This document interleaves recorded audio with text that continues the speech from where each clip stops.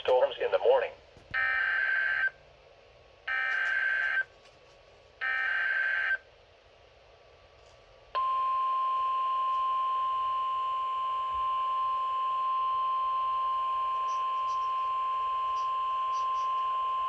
The National Weather Service in Wilmington has issued a severe thunderstorm warning for southern Fayette County, Ohio, central Clinton County, northern Highland County, northwestern Ross County, until 6:30 p.m. At 5:37 p.m., a severe thunderstorm was located near Wilmington, moving east at 30 miles an hour. Hazard, 60 miles an hour wind gusts and penny-size hail. Source, radar indicated. Impact, expect damage to trees and power lines.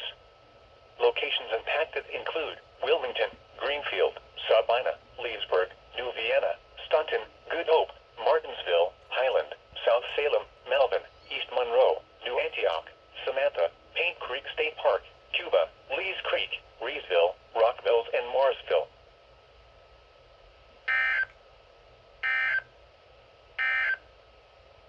Now for the official national